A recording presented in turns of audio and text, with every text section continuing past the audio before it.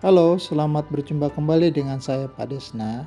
Materi kali ini kita akan membahas tentang mempersiapkan sup kontinental. Sup adalah suatu hidangan cair yang berasal dari stok dengan penambahan bumbu dan bahan-bahan isian lainnya yang dihidangkan sebagai hidangan pembuka. Bahan pembuatan sup, pertama bahan dasar cairan, yaitu terdiri dari white stock dan brown stock. Kedua, bahan isi. Bahan isi terdiri dari bahan dasar hewani seperti daging, ayam, ikan, bahan dasar nabati seperti sayuran dan buah-buahan, bahan dasar daripada badian seperti pasta, bahan dasar dari kacang-kacangan seperti almond, butter bean, red bean, dan sebagainya. Bahan ketiga adalah bahan pengental dari tepung dan dari sayuran. Dari tepung disebut dengan roux, purée manyi, konstat. Dari sayuran, puree sayuran bahan sup itu sendiri. Keempat adalah bahan penambah rasa dan aroma, seperti bumbu segar, rempah kering, cairan atau minuman, garam, susu, dan hasil olahannya.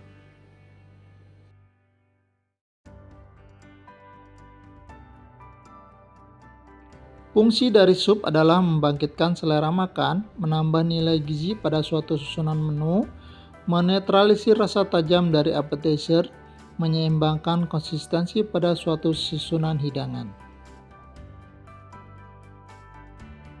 Penyajian sup. Pertama, temperatur penyajian. Sup dihidangkan pada suhu panas dengan suhu 70-90 derajat Celcius dan sup dihidangkan dalam keadaan dingin dengan suhu 4-7 derajat Celcius.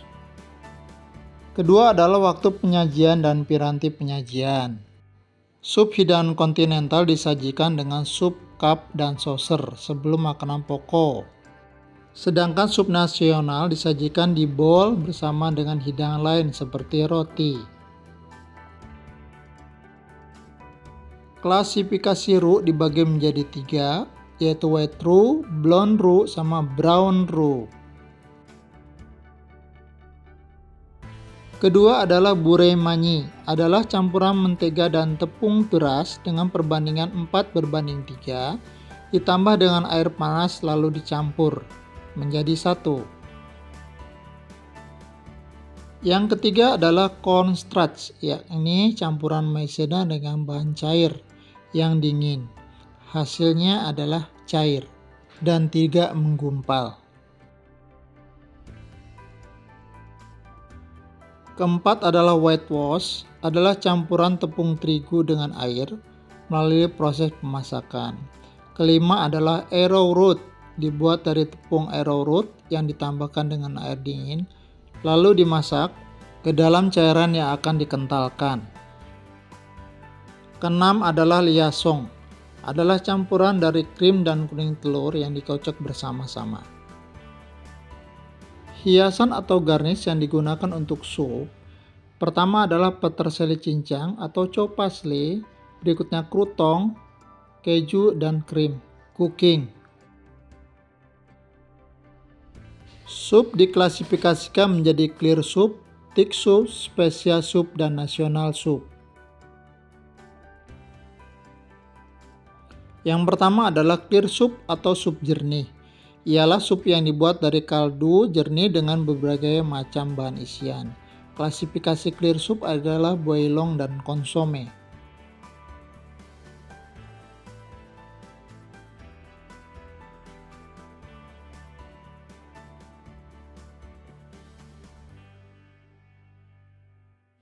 Ciri-ciri dari clear soup adalah pertama jernih dan tidak berlemak. Nama sup diambil dari jenis bahan isian, isi dimasak tersendiri, isi harus menarik agar dapat berfungsi sebagai garnish, rasa sedap dan berbau khas karena mengandung zat ekstraktif, dihidangkan dalam keadaan panas.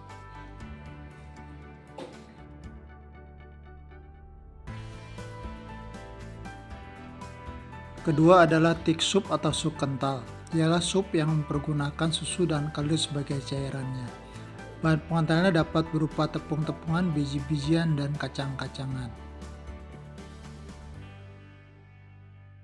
Klasifikasi thick soup adalah cream soup, puree soup, dengan vegetable soup. Ketiga adalah special soup.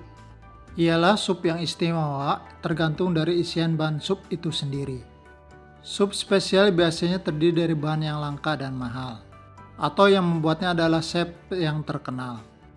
Sup ini tidak digolongkan ke dalam thick soup maupun thin soup. Selain daging ayam bebek, special soup dapat terbuat dari hasil laut yang disebut dengan biscuit soup.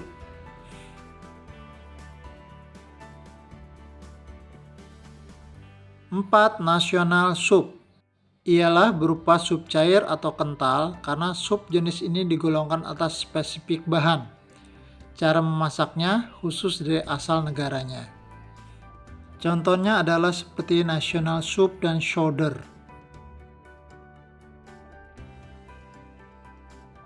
Hal-hal yang harus diperhatikan ketika kita akan membuat sup. Pada waktu pembuatan kaldu harus tepat metodenya sehingga menghasilkan kaldu yang berkualitas. Lalu menyiapkan kaldu sesuai dengan sup yang akan dibuat. Dalam membuat sup jernih, kaldu harus benar-benar jernih dan mempunyai rasa atau aroma yang sedap.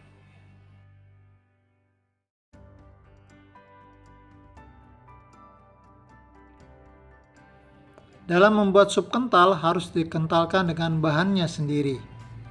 Apabila dikentalkan dengan roux dibuat terlebih dahulu, kemudian ditambah kaldu lalu dikentalkan dengan pengental. Apabila dikentalkan dengan krim atau telur, dicairkan terlebih dahulu dengan cairan kaldu lalu dimasukkan ke dalam sup.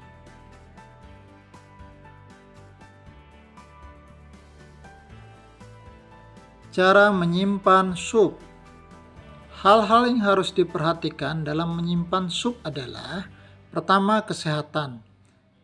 Kesehatan terdiri dari kesehatan pembuat sup, kebersihan peralatan, bahan-bahan yang pembersih yang aman, bahan yang segar dan berkualitas. Kedua adalah suhu. Suhu panas berkisar antara 80-100 derajat Celcius. Suhu penyimpanan dingin 5 derajat sampai 15 derajat Celcius dan beku 0 sampai 18 derajat Celcius. Ketiga, daya tahan. Penyimpanan sup wajib diberi label untuk memastikan bahwa sup yang digunakan masih dalam jangka waktu yang dibenarkan. Keempat adalah pemanasan sup. Di atas pemanas atau api, sup hanya disimmer, jangan direbus dengan api besar. Apabila menggunakan microwave, sup selalu ditutup dan jangan menggunakan aluminium foil sebagai penutupnya. Lalu dilarang mencampur sup yang lama dengan sup yang baru. Mengencerkan sup. Jika sup dibuat dalam jumlah besar dalam sekali pembuatan, atau jika sup dibuat dalam kekentalan yang tinggi dan diencerkan ketika akan digunakan. Dalam mengencerkan sup, disesuaikan dengan jumlah yang dibutuhkan saja, jadi tidak semuanya. Karena apabila dilakukan akan merusak keseluruhan dari sup tersebut. Demikianlah materi tentang sup. Selamat belajar.